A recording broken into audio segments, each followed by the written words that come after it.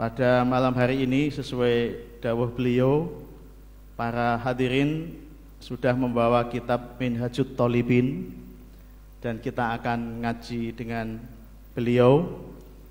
Perlu kita sampaikan bahwa peserta pengajian pada malam hari ini sedikit ada di pendopo kabupaten ini.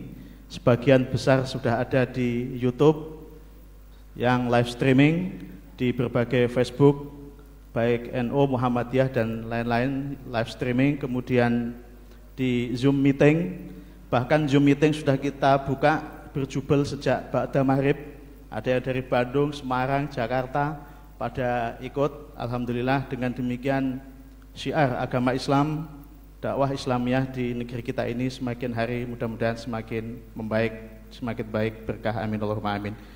Kepada Gus Bahak kami persilahkan.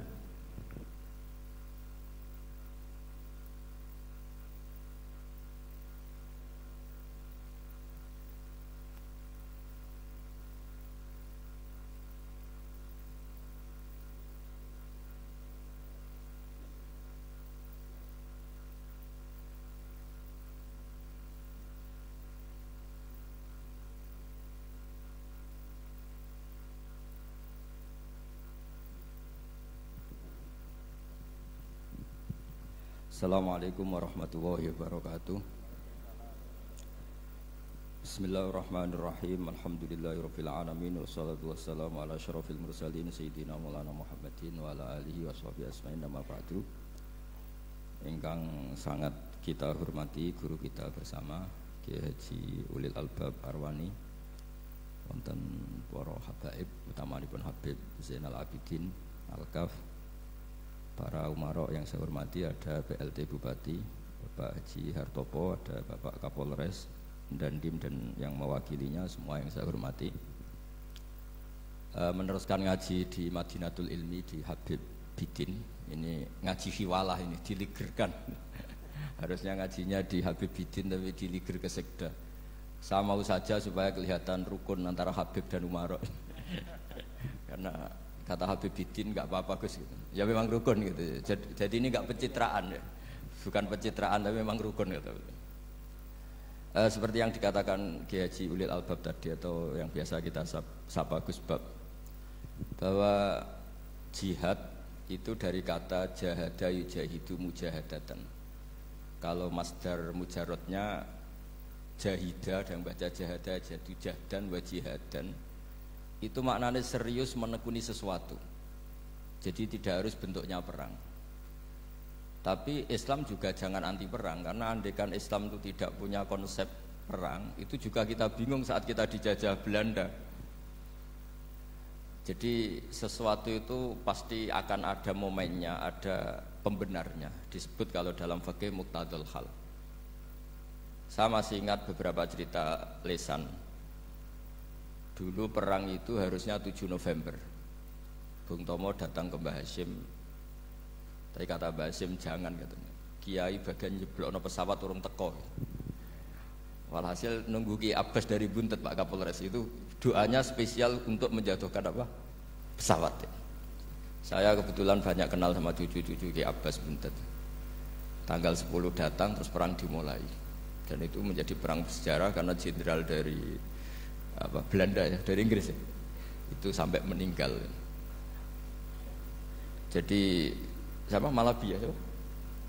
Jadi intinya Anda jangan berpikir bahwa negara ini didirikan hanya oleh umarok. Bahkan sebelum ada negara, yang sudah ada itu ulama. Dulu para wali songo sampai para kiai era kemerdekaan itu sudah membentuk satu komunitas.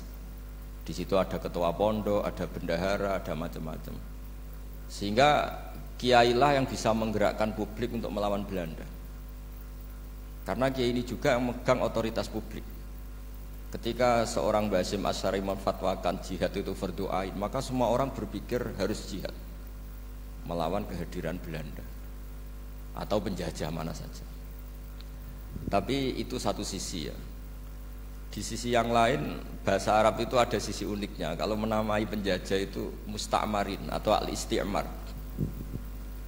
Isti'mar itu meramaikan dunia. Karena memang bangsa kita dulu itu ya aneh. Tapi nak sampean ngrasani teman-teman ya kualat itu babai jenengan. Kita ini dulu memang ya agak aneh. Belanda itu sudah penjajah tapi sama buyut-buyut kita dipanggil Doro. Bisa kamu bayangkan kiai saat itu untuk mengingatkan masyarakat pentingnya melawan Belanda. Wong manggil Belanda saja Doro tuan. Terus kemudian kita berfatwa melawan Doronya. Jadi benahi ilmunya saja wis sak penggawean kira-kira gitu. Jadi ngelola orang bodoh itu ya kangelan.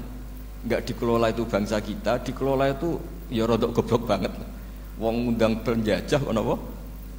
Doro. Jadi itu PR besar. Tapi kiai itu punya seni untuk memberi penjelasan. Makanya di antara kelebihan ulama itu pasti warasatul anbiya itu di fatona ada unsur kecerdasan. Cerdas itu seni mengelola pikiran manusia, itu namanya cerdas. Makanya saya berkali-kali kalau ngaji harusnya orang itu semuanya itu pengagum ilmu, jangan pengagum fakta, itu pengagum ilmu. Ya saya berkali-kali menyontohkan kalau Anda suami yang miskin, nggak punya uang, terus pulang dimarahin istri karena nggak punya uang atau kerja tidak sukses, harusnya kamu bangga. Anda juga kan yang berteori kalau suami nggak becus itu pasti dimarahin gitu. Nah ketika menjadi fakta harusnya Anda syukur bahwa ilmu Anda itu benar gitu. Jadi pas istri marah, wah alhamdulillah ternyata teori saya ini benar gitu. Ini lucu kan, teori Anda mengatakan demikian, tapi pas menjadi fakta Anda tidak siap. Nah, begitu juga menyangkut penjajah. Belanda itu sudah maju, Eropa sudah maju, Indonesia negara yang terbelakang. Di mana-mana terbelakang itu menjadi objek penjajahan. Di mana-mana yang terpelajar itu posisi menjajah. Sehingga ulama berpikir bahwa awal dari kemerdekaan adalah mengertikan yang tidak ngerti. Karena teori penjajahan pasti gitu, yang tahu menjajah yang tidak tahu, yang sudah modern menjajah yang belum modern dan seterusnya. Makanya awwalu hadzal din itu al ilmu. Makanya nomor satu itu ilmu, pengetahuan. Di sini pentingnya sampai Islam mewajibkan thalabul ilmi fardhatun ala kulli muslimin. Karena tadi bisa kamu bayangkan 350 tahun dijajah Belanda, kita manggil mereka itu Doro atau tuan. Kayak apa? Susahnya menggerakkan masyarakat yang cara pandang masih demikian. Lah kiai-kiai sudah berontak dibikinkan masjid di alun-alun, diberi otoritas beragama sehingga dikira Belanda ini baik. Padahal ini dulu ya niatnya meninabubukan biar tidak ada pemberontakan. Walhasil singkat cerita kiai-kiai yang sudah di Mekah termasuk Mbah Hashim, beliau ketemu Muhammad Iqbal, ketemu beberapa ulama dunia, tahu bahayanya mustakmarin tadi. Terus akhirnya kiai-kiai kumpul-kumpul fatwa resolusi nopo jihad. Jadi ini mukaddimah sebagai pembenaran, sebagai setuju saya sama Kiai Haji Ulil Albab bahwa nomor satu itu jihad. Tapi jihad tadi pemaknanya harus utuh. Kalau kondisi perang ya perang, kalau kondisi stabil ya jihad untuk memajukan apa? Indonesia. Dan itu saya ulang lagi dimulai dari ilmu. Sebelum saya ngaji Minhajut Thalibin saya cerita ilmu itu apa? Ilmu itu sederhana, sesuatu yang mudah. Karena ilmu itu fitratallahi allati fataran nasa napa? Misalnya begini, saya orang miskin, nggak punya apa-apa. Sudah nggak punya apa-apa, nggak punya jabatan, terus keluarga yang nggak pati loyal, mungkin istri ada ngidolakan kita, bahkan anak kita sendiri juga nggak ngidolakan kita. Itu kan sial-sialnya orang, anak kita aja nggak pernah ngidolakan kita. Tapi untuk bahagia itu sebenarnya sederhana. Sederhananya begini, orang pinter itu ingin mempertahankan kehidupannya, terus pinter sampai berobat habis banyak ke Belanda, ke Jepang supaya mempertahankan nyawanya. Nah, si miskin ini kalau dia setiap makan, ya Allah, saya dengan makan ini mempertahankan nyawa saya. Sehingga makan itu satu kajian ilmiah bahwa ini luar biasa. Bahwa orang punya Alphard, punya uang 1 miliar, itu tidak mempertahankan sesuatu yang pokok, yaitu nyawa. Orang tidak punya Alphard itu hidup, nggak punya uang 1 miliar hidup. Tapi kalau nggak punya nasi 1 piring, nggak punya air 1 gelas bisa mati. Artinya apa? Orang miskin itu yusyarikul aghniya, sama dengan orang-orang kaya dalam hal kepemilikan hal-hal yang pokok.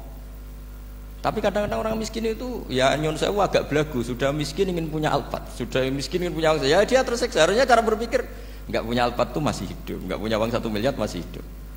Yang punya Alphard hidupnya juga pakai nasi 1 piring, yang punya uang 1 miliar juga pakai nasi. Ya kalau itu kan sama, saya punya. Kalau gitu kan bisa miskin rasa kaya. Itu memang harus dilatih. Nah, kalau orang kaya kan rumahnya banyak di mana-mana. Memangnya kalau rumahnya banyak di mana-mana terus tidur di sini 1 jam, di rumah itu 1 jam, malah nggak bisa tidur kan? Tetap aja yang dipakai 1 kamar. Itu gunanya apa punya rumah banyak? Setidaknya zaman miskin itu dia berpikir gunanya apa punya rumah banyak, dipakai ya hanya 1. Meskipun suatu saat kalau dia kaya juga berpikirnya agak rubah. Ya penting punya rumah banyak biar kemana-mana punya rumah, nggak apa-apa. Tapi sementara masih miskin jangan berpikir seperti itu. Nah yang menjadi miskin kacau kan sudah miskin berpikirnya gaya orang kaya. Itu kecelakaan. Lah itu ilmu, maksud saya itu ilmu. Sehingga dulu Nabi ngajari orang miskin itu sederhana. Ketemu orang miskin sama Nabi diajarkan. Nabi diantara ajarannya begini. Ada seseorang man asbaha, orang yang setiap harinya mu'afan fi jasadi, dia sehat, aminan fi sirbi, negara dalam keadaan aman, tidak dalam ancaman, indahu qutu yaumi, dia hari itu punya makan, faka'an nama khizat lahu dunya bihadafiriha, berarti dia sudah punya dunia dan seisinya. Karena polanya sama. Buat Presiden Amerika itu yang untuk mempertahankan nyawanya ya makan pokok dan minuman pokok, bukan jabatannya sebagai presiden atau punya uang triliunan. Yang paling kaya di Indonesia juga gitu, untuk mempertahankan hidupnya juga dengan makanan pokok. Dan itu orang miskin punya. Nah, kehidupan paling top itu apa? Ya kehidupan yang mempertahankan nyawa itu yang paling top, lainnya itu enggak. Karena mempertahankan nyawa ini super penting. Dan orang miskin bisa. Nah, saya berharap ilmu seperti inilah menjadikan dulu itu kuat ketika melawan Belanda. Kenapa kuat? Karena mereka gampang syukur. Barokahnya gampang syukur itu selesai dengan dirinya sendiri. Kalau bahasa intelektualnya itu, orang kalau sudah selesai dengan dirinya sendiri bisa berpikir memanfaati pada orang lain. Nah, dulu orang-orang miskin ketika era sahabat, termasuk era para ulama yang mendidik para umatnya, itu selesai dengan dirinya sendiri. Nah sekarang banyak orang miskin juga termasuk orang kaya, bahkan belum selesai dengan dirinya. Wah itu angel, ngajak jihad angel, karena dengan dirinya saja belum selesai. Maka masyhur itu kan ketika perang Tabuk, ada orang datang, kira-kira kalau Indonesia pakai beras 4 kilo, ya Rasulullah yang 2 kilo tak kasihkan keluarga kami supaya bisa makan, yang 2 kilo tak kasihkan jenengan untuk biaya perang. Perang Tabuk itu perang tersulit, disebut perang Dhatil Usra. Sekarang hitung saja, ini coba dihitung, mungkin yang bagian kasir tahu. Kalau 2 kilo kali 3.000, umat Islam pas itu sekitar hampir 3.000 itu sudah 6.000 kilo. 6.000 kilo itu artinya apa? Orang miskin ketika perang membiayai dirinya sendiri, itu satu. Kedua, dengan mental memberi, orang ini tidak tamak. Barokahnya tidak tamak, tidak nyalahkan yang kaya. Efek dari itu apa ketika perang Tabuk? Sumbangan dari Sayyidina Utsman yang jumlahnya besar sekali, yaitu diantaranya 1.000 dinar. 1 dinar kira-kira 4,25 gram, berarti sekitar 4.000 gram. Itu bisa diberikan alat perang. Sumbangan dari Abu Bakar juga bisa dipakai beli kuda untuk perang. Nah bayangkan kalau kebutuhan orang miskin ini untuk makan itu nggak mau urun. Wah saya miskin, nggak perlu urun, nah saya miskin dipakai alasan terus. Maka jumlah 3.000 ini akan mengurangi anggaran untuk belanja peralatan perang, karena untuk konsumsi orang miskin. Udah gitu kadang mangane tanduk itu kan repot. Wes miskin mangane tanduk, nak antri mo kan ribet. Artinya apa? Perang ini tidak fokus karena ngurusi konsumsi untuk orang-orang miskin. Nah, dulu zaman Nabi orang miskin pun semuanya heroik. Mereka dibantu gak mau, inginnya bantu. Sampai dicibir sama orang munafik. Apa gunanya sedekah 2 kilo? Wong perang ini perang besar antar negara. Pas itu mau perang melawan Romawi. Sampai orang munafik bilang alladzina almizuna almuttawiina minal mu'minina fis sadaqati walladzina la yajiduna illa juhdahum faskharuna minhum. Orang-orang munafik digambarkan Allah orang-orang yang mencibir sedekah kecil. Wong untuk perang besar kok sedekahnya hanya 2 kilo. Tapi yang mahal bukan 2 kilonya. Kalau ada 1 juta orang miskin menyumbang negara 20.000, Itu artinya apa? Kita punya rakyat yang inginnya hubungannya dengan negara memberi. Tapi coba kalau kita 2 juta rakyat yang inginnya dari negara mendapat. Pegawainya demo ya. Nah ini ajarannya Nabi yang luar biasa. Dulu Nabi itu bisa mendidik orang miskin pun bermental memberi. Nah barokahnya bermental memberi ini mereka selesai dengan dirinya sendiri. Coba kalau mereka tidak bawa makanan sendiri ketika perang, mungkin kuda yang untuk perang, terus mereka berpikir, bu ini saja disembelih supaya kita bisa makan. Ribet kan? Ngapain beli senjata yang mutakhir, makan saja nggak bisa.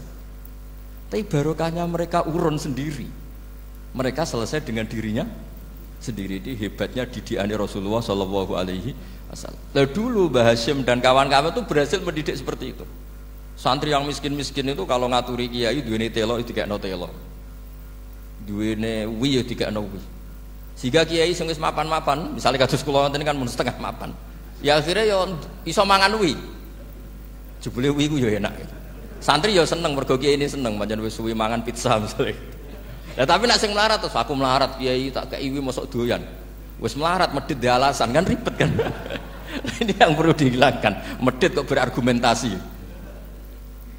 Tapi yang mahal itu bukan winya, mental memberi. Orang itu kalau mentalnya memberi itu berarti selesai dengan dirinya.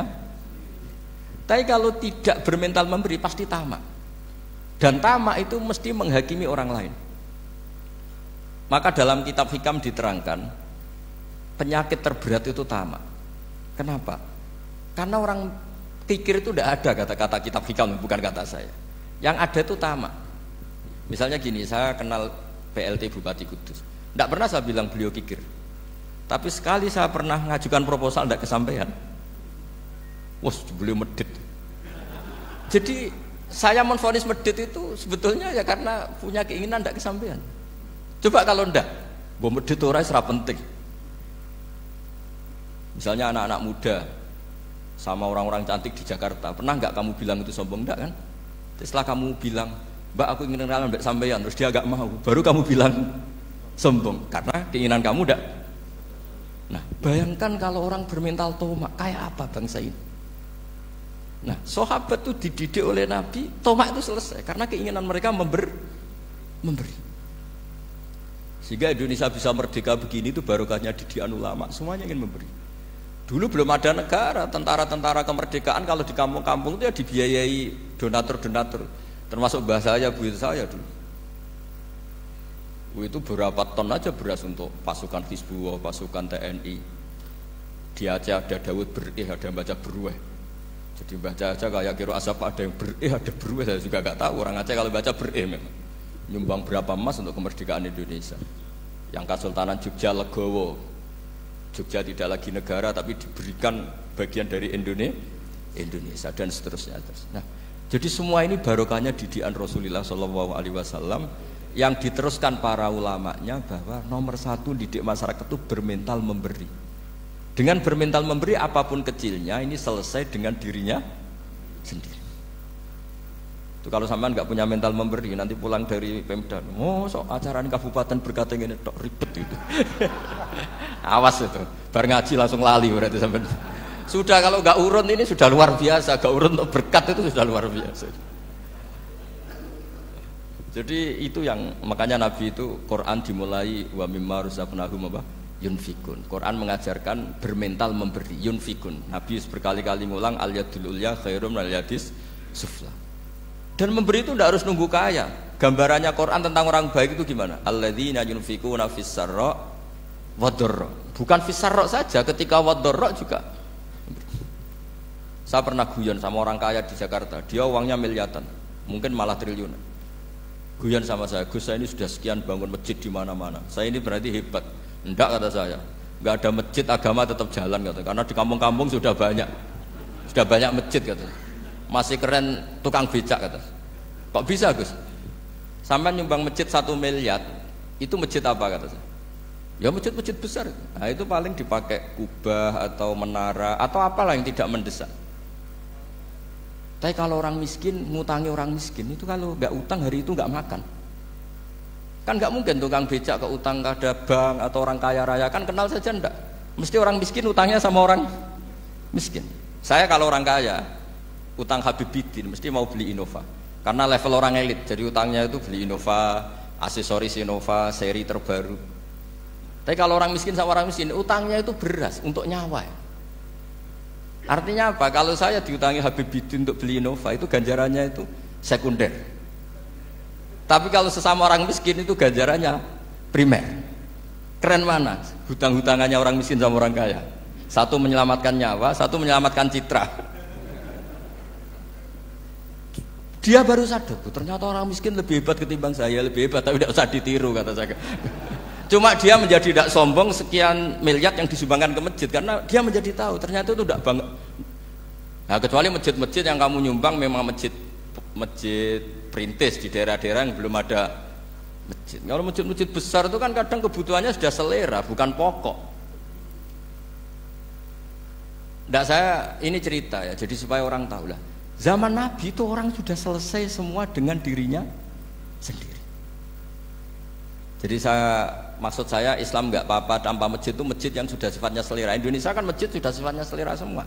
Yang dikatakan masjid pokok kan yang dipakai sholat bisa, dipakai alat sesuci bisa. Tapi kalau sudah selera ya pondasinya harus begini, lampunya harus dari kristal, terus kubahnya itu sudah selera. Nah rata-rata sumbangan yang miliatan itu kan sudah ke selera. Sementara orang miskin utang-utangan sama orang miskin untuk menyelamatkan apa coba? Nyawa. Artinya para orang miskin jangan kecil hati, wah saya sedekah hanya 2 kilo, tapi 2 kilo nyawa. Dan itu pahalanya luar. Nah ini ilmu maksud saya. Nah Kiai itu berhasil seperti itu sehingga orang-orang miskin dulu tuh ngrumat tentara itu ya nganggo uwi, nganggo telo, bahkan ada yang pakai apa itu Pak Hartopo itu pisang itu, arasnya pisang itu, gronggolnya pisang sudah dipakai saja Pak tentara. Tentara di mana-mana bisa makan. Coba kalau yang ngamal yang kaya tok itu tidak cukup. Tapi barokahnya yang miskin juga ikut ngamal itu cukup karena yang miskin itu mayoritas. Jadi didukung kaum miskin itu pasti menang lah kan kira-kira gitu. Karena di mana-mana orang miskin itu banyak. Menemukan orang kaya itu nyari data. Kalau menemukan orang miskin seketemunya pasti ketemu. Dan orang miskin ini dididik ulama untuk berkontribusi. Sehingga banyak tentara yang ketika dicari Belanda pura-pura jadi petani. Ini juga yang menyelamatkan orang miskin.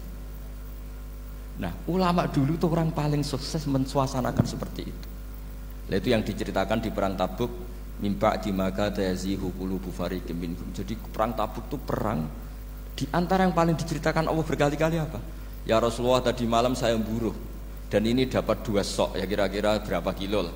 Yang separuh untuk keluarga kami, yang separuh saya sumbangkan ke jenengan.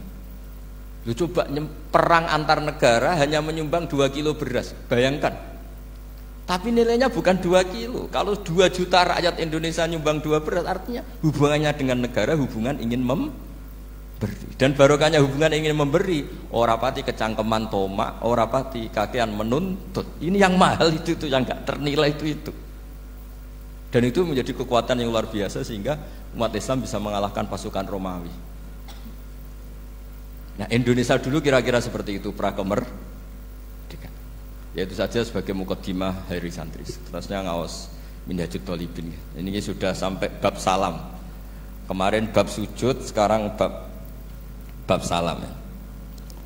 Bismillahirrahmanirrahim. Watsani asyara assalam. Ya kita tahu secara i'rab kalau sani pakai i'rab isim mangkus, tapi untuk asyara tetap mabni nasab. Mabni fathah maksudnya. Jadi semua ulama ngendikan adat mulai ahada asyara sampai tis'ata asyara tetap berstatus mabni apa? Fathah. Sehingga di Quran inni ra'aitu ahada asyara kaukaba. Terus di surat Mudassir alaiha tis'ata asyar. Tetap padahal itu jadi mubtada muakhir. Berarti alaiha itu tetap yang ngatasin neraka tis'ata asyara utawi 19. Tetap bacanya bukan tis'atu asyarin tapi tis'ata asyara. Jadi kita tahu secara hukum nahwu adat mulai ahada asyara sampai tis'ata asyara itu mabni apa? Fathah. Cuma khusus sani asyar yang saninya ini berstatus mangkus karena ada yaknya itu. Watsani asyar assalam wa aqalluhu assalamu alaikum wal asoh jawazu salamun alaikum. Qultu al asoh al mansus la yujzi'uhu. Jadi ulama itu ya lucu. Yang satu bilang al asoh boleh salamun alaikum tanpa al. Tapi kata Imam Nawawi, al-asoh harus assalamualaikum. Sama-sama diklaim sebagai kaul paling apa? Asoh. Karena seperti kita tahu dalam bab fikih, perkhilafan ulama itu rahmat. Ya saya ulang lagi, perkhilafan ulama itu rahmat. Contohnya ya ini, saya ulang lagi ya. Nomor 11 itu. Wasani asyar iku assalamu. Ya terus di sini disebut wa aqalluhu iku assalamu alaikum pakai al assalamu alaikum. Wal asohu te kaul sing asoh iku jawazu salamun alaikum olahe nglafatno mu salamun alaikum. Terus kultu dawe Imam Nawawi al asoh al mansus la yujzihu wallahu a'lam. Jadi menurut Imam Rafi'i boleh salamun alaikum tidak pakai apa? Al. Itu juga diklaim sebagai al-asoh. Tapi menurut Imam Nawawi yang al-asoh harus assalamu alaikum, tidak boleh salamun alaikum. Terus wallahu a'lam wa annahu la tajibun niyatul khuruji. Jadi ketika Anda salam tidak harus niat keluar dari apa? Salat. Dengan kamu salam berarti otomatis keluar dari apa? Salat. Nah ini menjadi problem menurut pemikiran banyak ulama, karena ketika masuk sholat harus niat masuk sholat. Karena ketika kita takbir kan bisa takbir demo, ya kan macam-macam kan. Makanya untuk membedakan itu kan niat. Memang ini kata ulama bukan kata saya. Sekedar melafadzkan takbir ini kan demo ya takbir. Kamu kagum sesuatu juga takbir. Orang Indonesia itu kadang orang nggak sholat pun bilang subhanallah, memang sudah jadi bahasa nasional. Kalau kaget tuh bilang. Saya punya kenalan Cina itu kalau punya uang ya mohon alhamdulillah. Tak tanya kok bilang alhamdulillah. Orang-orang Islam tuh kalau seneng bilang alhamdulillah. Yang ribet itu kubu sebelah. Kalau orang NU mau layasol itu mana tanya, Gus itu doa orang makan. Kok bisa? Biasanya orang NU kalau makanan sudah keluar mau layasol, ribet. Aduh repot itu. Jadi kadang-kadang wiridan itu sudah jadi bahasa nasional. Jadi Cina orang nggak sholat tuh kalau punya uang ya bilang alhamdulillah. Kadang orang yang nggak sholat tanya, datang ke saya, insya Allah. Ya ribet, makanya ulama itu berdebat. Lafaz-lafaz seperti ini itu apakah wiridan, apa adat? Nah untuk membedakan adat dan yang lain maka dibutuhkan niat. Makanya Allahu Akbar harus niat untuk masuk sholat. Nah normalnya salam juga harus niat keluar sholat, biar karena masuknya niat ya keluarnya harus niat. Itu menurut sebagian ulama. Tapi sebagian yang lain enggak lah, kalau selesai tidak perlu niat. Tapi tadi sebetulnya ada problem, jangan-jangan salam ini salam adat. Kebetulan ada temannya masuk terus bilang assalamualaikum, nanti temannya jawab waalaikumsalam. Itu ada kisah nyata itu. Ini memang naif betul ini. Ada orang alim sholat. Nah, ketika ada yang mau lewat itu kan dihadangi begini ya. Jadi dihadang gini ya, itu bidin. Yang lewat tuh karena saking nggak pernah ngaji malah tidak salaman. Kagetnya bukan main itu. Ada orang sholat, ada orang mau lewat, kan kesunatannya dihadang begini. Sini santai saja malah ngajak salaman. Wes ribet, ngadepi orang nggak tahu itu ribet. Ya tambah bingung kan, diliwati saja bingung, apalagi sekarang diajak salaman. Kan memang nggak sambung, kulturnya itu nggak sambung. Ya itu kalau memang assalamualaikum terus pikir kamu waalaikumsalam. Ya ribet, memang ngadepi orang tidak tahu itu ya ribet. Makanya ya agama ini, ngelola agama ini memang. Nah barokahnya ngaji fikih itu beginilah, saya sering cerita. Misalnya kita hafal fikih, takbir itu wajib, rukun. Tapi bentuk ngangkat tangan itu sunat. Itu barokahnya masya Allah. Andai kan kita menentukan kaifiyahnya, mungkin kita sok suci. Itu pernah ada peneliti cerita ke saya, Gus saya ini orang NU itu pusing. Kenapa? Takbirnya beda-beda. Ada yang terlalu semangat, Allahu Akbar. Apalagi yang was-was, wah itu semangatnya masya Allah. Malah ada yang tanya, itu takbir berkali-kali itu madzhab apa? Jadi orang was-was cobalah bertobatlah, itu jangan sampai jadi madzhab baru. Kalau yang was-was orang bodoh gak masalah. Coba kalau dia orang alim alama, nanti muridnya juga niru. Oh ternyata takbir yang saya itu 3 kali itu. Oh ternyata takbir yang saya itu 7 kali. Itu kalau dia jadi imam. Kalau dia jadi makmum nyampai ini pinggir. Sampai pinggirnya takut kan bulan baleni. Ada yang kayak orang nggak punya uang, Allahu Akbar tangannya diangkat separuh saja enggak. Itu kan, tapi itu enggak ngefek di Indonesia karena dari awal kiai-kiainya ngajarin ngangkat tangan itu nah caranya juga agak ditentukan, terserah kamu. Begitu juga posisikan tangan itu juga sunat. Sehingga kalau sampai ke Turki atau kemana-mana itu ada yang kayak orang baris, ya kan? Babis takbir ya sudah. Ada yang sendakap, sendakapnya beda-beda. Ada yang nutupi iga yang hilang katanya, sampai begini. Ada yang santai begini.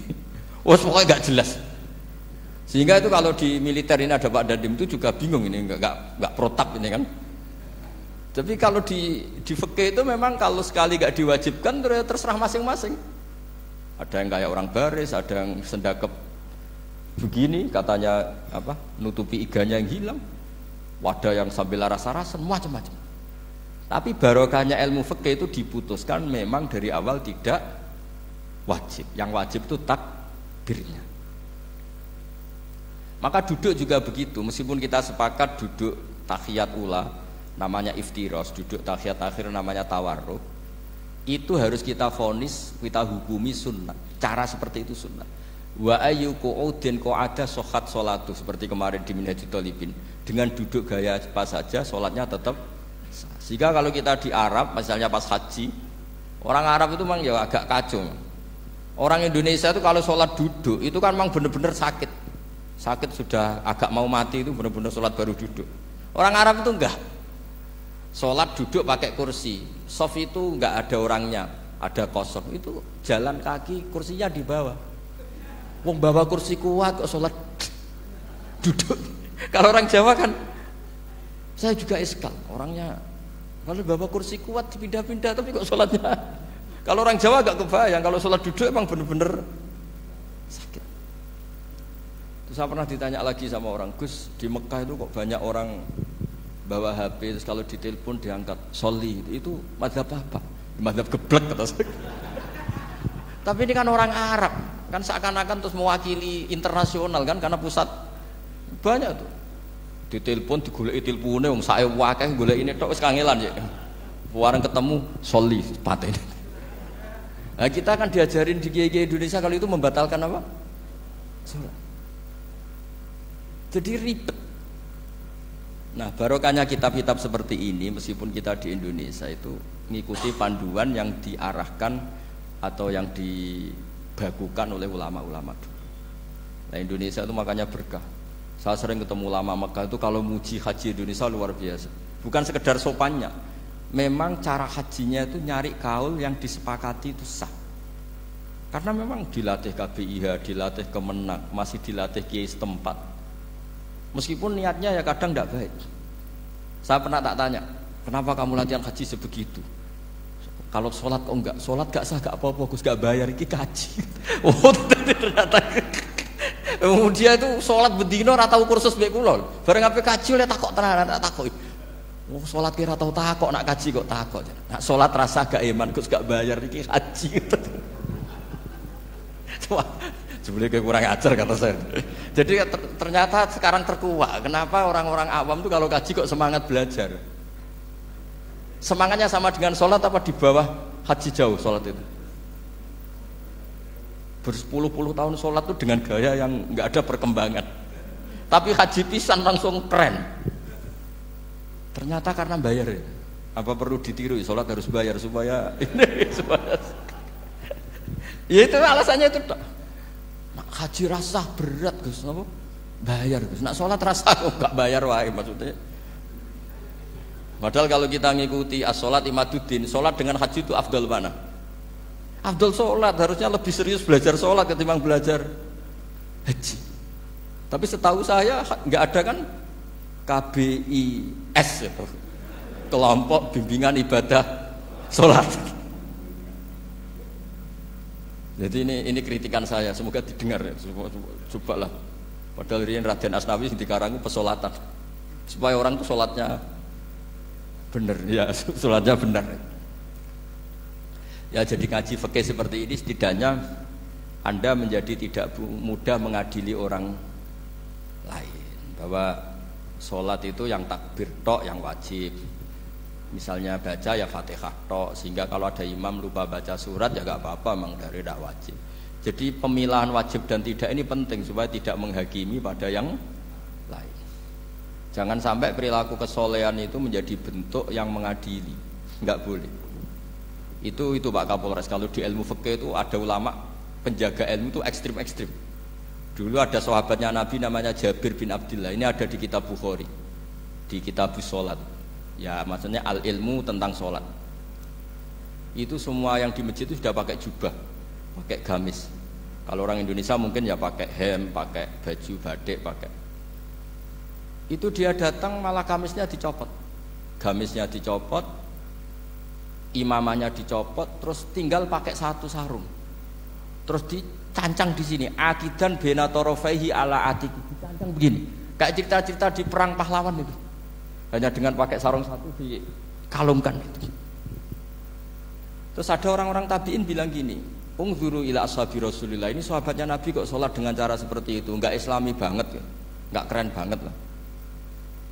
Terus kata Jabir bin Abdullah, saya sengaja melakukan ini supaya kamu tahu bahwa batas aurat yang dimaksud Nabi seperti ini.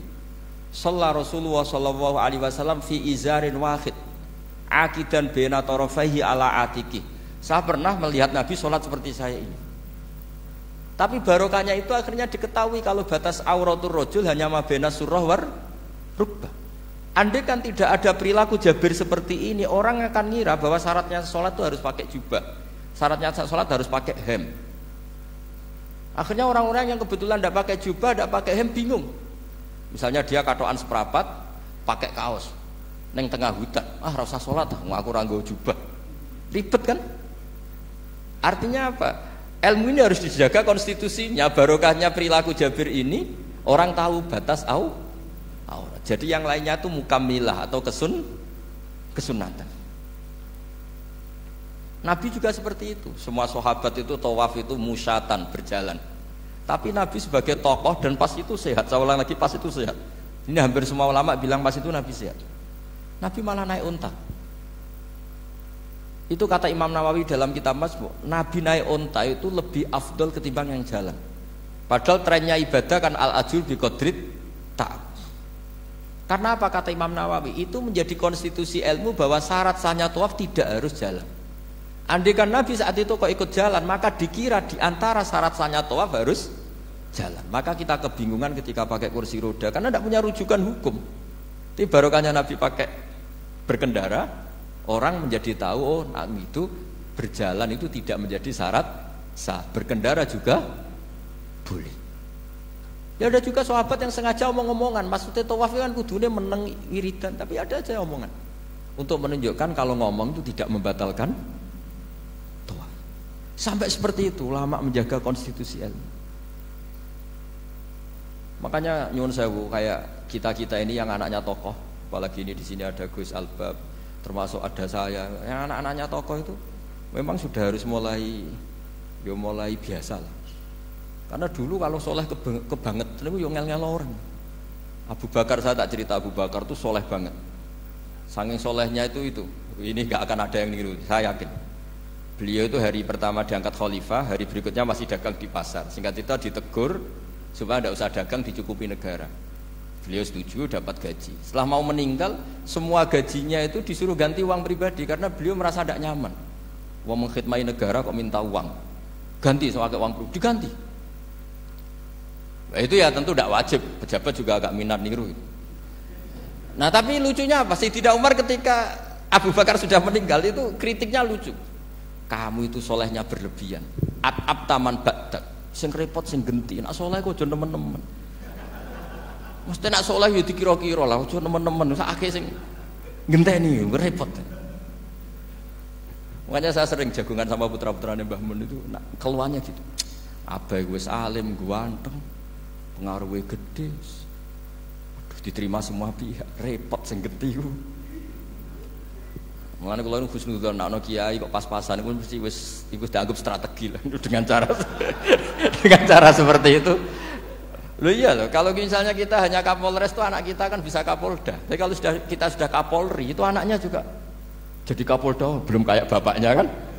Jadi Kapolres belum kayak Jadi kalau bapaknya hanya Kapolres kan anaknya masih gampang lah, nanti Kapolda sudah ngelangkai kan. Jadi kadang-kadang itu artinya ulama dulu itu hebat cara. Makanya kamu jangan kaya-kaya banget, jangan sukses-sukses banget. Kasihan anak kamu nanti ini. Kasihan itu. Makanya saya sebenarnya jadi kiai itu yang ingin bener-bener banget, tapi sakit santriku lah kira-kira. Ini bukan justifikasi, tapi ini cerita saja cerita. Jadi di antara makalahnya Sayyidina Umar yang terkenal itu komentar Abu Bakar itu at-abta man ba'dak. At-abta ngel-ngel no sira man ing wong ba'daka sauste sira. Kowe iku terlalu bener sing repot aku iki penggantimu. Enggak aku maksa soleh tetep ora koyo Abu Bakar. Maksa soleh nek koyo kowe nek soleh ku kira-kira lah aja nemen-nemen gitu. Dadi penggantinya. Ini cerita ya, jadi saya mohon. Nah, barokahnya itu juga kesolehan yang massal itu diakui oleh ulama. Termasuk begini misalnya nyuwun sewu, Nabi itu menyebut kesolehan itu ya termasuk wa fi buti ahadikum sedekah. Kowe ngeloni bojomu ya sedekah. Ayati ahaduna syahwatahu wa walahu ajrun. Masa urusan gitu dapat pahala ya Rasulullah? Jawab Nabi enteng. Alai salawatu aha fi haramin akana alaihi wisrun. Kalau dia begitu sama selain istrinya kan dosa. Ya berarti kalau sama istrinya ibadah. Tidur ya ibadah, kumpul istri ibadah, bercengkrama sama keluarga ibadah. Akhirnya ulama bikin satu hukum yang luar biasa. Di antara hukum yang di kitab usul fikih itu begini. Mubah itu udah ada. Itsmamin mubahin illa wa yatahaqqaqu bihi tarku haramim ma. Fa'il zamu minas sukun tarkul qatli wa minas sukut tarkul qadzaf wal ghibah. Sehingga kita ulama misalnya melihat orang kampung sekatokan seprapat neng omah ngomel mbek bojone, mbok ngomel mbek anake, ini luar biasa karena ndak di diskotik, ndak di tempat-tempat yang seperti itu. Ana wong neng omah nglamun rokokan, wis delok tikus liwat misalnya. Lumayan ra delok gambar porno. Itu ada ulama yang berpikir itu karena ndak ada sesuatu yang mubah kamu lakukan kecuali saat itu Anda meninggalkan keharaman. Makanya kata ulama, mubah itu ndak ada. Karena saat melakukan mubah artinya Anda tarkul haram. Wa tarkul haram wajib. Berarti fal mubah wajib. Sehingga ulama misalnya sampean turu mulai barisak nanti subuh. Hadza taraka zina wa taraka sariqah wa taraka kadza wa kadza. Semoga malaikat pakai usul fikih itu. Kalau malaikat pakai usul fikih itu kamu tidur habis isya sampai subuh, hadza tarakal ma'asi kasirah. Nah, yang ribet kalau malaikatnya bagian khusuk. Hadza tarokat tahajud, wa tarokal witra, wa tarokal itu ribet itu. Nah, kita semoga malaikatnya yang percaya pendapat tadi. Jadi ada dua pandangan, ada ulama mengatakan mubah itu tidak ada karena tidak ada orang yang sedang melakukan mubah kecuali saat itu pasti meninggalkan keharaman. Makanya ini sirinya kenapa dulu kiai-kiai top itu sering jagungan. Orang tahu semua lah, Mbah Zubair sering jagungan, dulu Mbah Tur ya sering jagungan di depan Masjid Menara. Karena ingin mensuasanakan bahwa untuk menikmati hidup itu tidak harus dengan keharaman. Jagungan mbek konco ya seneng, gejul-gejulkan mbek konco ya seneng. Ini anggap saja perlawanan terhadap supaya tidak nikmati maksiat. Wa qutbu hadzal al-istidzad bil mubahat kata Imam Ghazali. Inti beragama ini adalah nikmati sesuatu yang dihalalkan oleh Allah Subhanahu. Coba ketika orang lain bisa nikmat kalau harus ke tempat-tempat maksiat, kamu cukup nikmat ketemu konco gejol-gejolokan zaman mondok podo melarate, terus diterusno saiki yo jek melarat atau cocokan melarat itu kan keren loh, keren. Sisi tok diusir mertuane, tok diusir IP ini terus cocokan. Ndak kowe piye Kang, gak apa-apa sabar kabeh kodok kodar wae yo Kang. Wah itu ibadah yang luar biasa. Mergo ridho sama kodok. Kodar dia tidak perlu cari nyuwun sewu hiburan yang maksiat. Nah, saya berharap ulama-ulama Indonesia itu mengikuti jejak ulama dulu. Ulama dulu itu kalau ibadah itu ya seperti itu. Jadi jangan hanya melihat ini semalaman kok tidur, tidak witir, tidak tahajud. Oke, dia memang enggak afdol, enggak sempurna lah, macam kiai pas-pasan naik kan. Tapi ya jangan lihat tarokal witro wa tarokat tahajud, tapi kamu juga harus lihat tarokal dahab ila nikla wa tarokat dahab ila mahalil mak. Siap, yo sekali-kali muji orang susahnya apa sih? Suudzon itu dikurangi lah, sekali-kali muji orang lah. Jadi kalau ada orang tidur hadza tarokal ma'asi, alhamdulillah. Lah meskipun ya rada damu-amu sithik tarokal maasi wa tarokat taat. Ya sudahlah enggak apa-apa lah tapi lah di sini terus kualitas. Nah, dengan cara itu Anda bisa membaca Quran secara fasih wa min ayatihi manamukum billaili wan nahar. Lu kenapa sekedar tidur kok dianggap wa min ayati? Di mana-mana ayat itu kan hal-hal yang luar. Ini tentang tidur saja kok dianggap ayat. Itu bisa dimaknai keren kalau Anda pakai kaidah usul fikih, yaitu dengan tidur berarti Anda meninggalkan sekian maksiat. Sehingga disebut wa min ayatihi manamukum billaili wan nahar. Nah, saya berharap konstitusi seperti ini jalan terus. Ya saya baca ya sampai salam selesai. Wa akmaluhu assalamu alaikum wa rahmatullah marroten yaminan wa shimalan. Multafitan fil ula hatta yura khadduhul aiman. Tapi itu hanya akmal ya. Jadi ukuran paling sempurna kalau salam itu melengak ke kanan sampai dengan pengandaian ini bisa dilihat dari belakang. Tapi tetap saja itu ukuran apa? Akmal, tidak menjadi syarat sah. Jadi ya sampai melengak gini sampai kira-kira terlihat dari apa? Belakang. Tapi ukuran itu tetap akmal hatta yura khadduhul aiman. Wa fisaniyah satruse alisar terus nawian assalam alaman an yamini wa yasari minal malaikati. Dia meniatkan salam itu kepada orang-orang di sisi kanannya mulai malaikat dan manusia dan jin. Wayan wil imamu assalama alal muqtadin wahum arrodda alaih wahum yanwauna napa arrodda alaih. Jadi wahum yanwuna arrodda alaih. Jadi imam niat salam untuk makmum, makmum niat membalas salamnya apa? Imam. Tapi itu saya ulang lagi hanya akmal. Terus asal isya asar tartibul arkan kama dzakarna. Jadi pentingnya, jadi jangan kira terus ngaji kalau wasunanuhu wa akmaluhu tidak penting, itu penting sekali. Barokahnya status akmal dan sunnah ini kita tidak mudah menvonis orang lain karena kita tahu ibadah itu hanya berstatus sunnah. Coba kalau nggak ada ketentuan itu, kita akan mudah menyalahkan orang. Salam kok orang melengak belas itu sholatnya sah atau orang? Padahal dari awal melengak itu statusnya hanya sunnah. Kemudian untuk penutup supaya ini clear ya, saya pernah baca di Syarah Bukhari yaitu Fathul Bari. Nabi itu kalau setelah salam itu mukbilan biwajihi alal hadirin. Jadi Nabi langsung menghadap ke timur, andikan Indonesia menghadap langsung ke timur. Tapi uniknya para syurahul Bukhari itu menganggap itu tidak satu sunnah yang tidak jadi satu sunnah yang permanen. Tapi kata para syurahul hadis, siapapun boleh melakukan gerakan yang bisa memaklumatkan kalau sholat itu selesai. Saya ulang lagi ya, jadi Nabi menghadap ke timur kalau di konteks Indonesia itu sebagai bentuk maklumat, ini loh sholat saya sudah. Karena takutnya apa? Orang yang dari jarak 2 kilo 3 kilo ingin makmum sama Nabi, andaikan Nabi tidak menghadap ke timur, tetap posisi seperti sholat menghadap ke kiblat, maka orang dari luar mengira Nabi fi sholatin. Ya, Nabi masih dalam.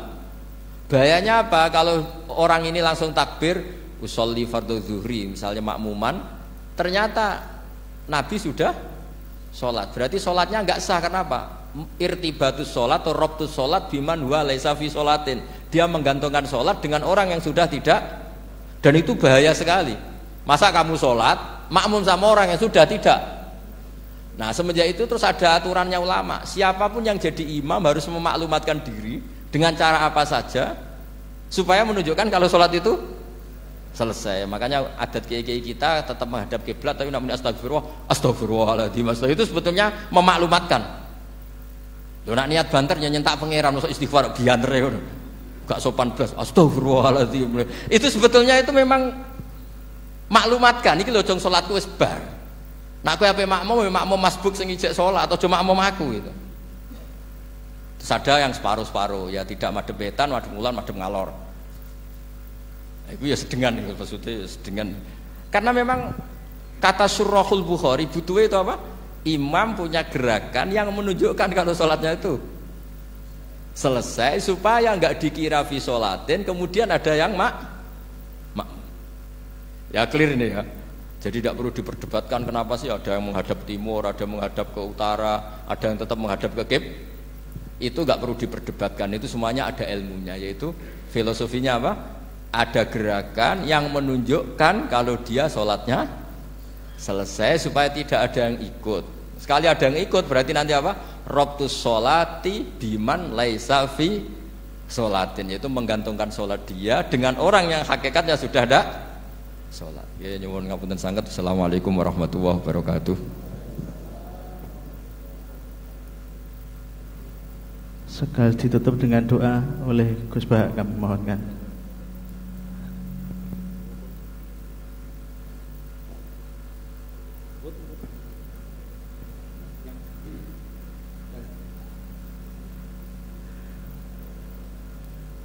Kami mohon kepada Romo Kiai Haji Ulil Albab Akhwani untuk memimpin doa.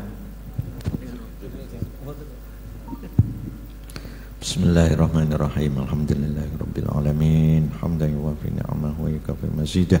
Ya Rabbana lakal hamdu kama yanbaghi li jalali wajhika wa 'azimi sultanik. Subhanaka la nuhsi thana'an 'alaika anta kama asnaita 'ala nafsik. Allahumma salli wa sallim wa barik ala sayyidina Muhammad wa ala ali sayyidina Muhammad. Allahumma a'inna ala dzikrika wa syukrika wa husni ibadatik. Allahumma inna nas'aluka ridhoka wal jannah wa na'udzubika min sakhatika wan nar. Allahumma inna nas'aluka al-'afwa wal 'afiyah wal mu'afata fid din wad dunya wal akhirah. Allahumma anfa'na bima 'allamtana wa 'allimna ma yanfa'una wa zidna ilma wa zidna ilma wa zidna ilma. Allahumma arinal haqqa haqqa warzuqna ittiba'ahu wa arinal batila batila warzuqna ijtinabah. Rabbana hab lana min azwajina wa dhurriyyatina qurrata a'yun waj'alna lil muttaqina imama. Rabbana atina fid dunya hasanah wa fil akhirati hasanah wa qina adzabannar. Wa sallallahu ala sayyidina Muhammad wa ala alihi washabbihi wasallam. Walhamdulillahi rabbil alamin. Sirrul Fatihah.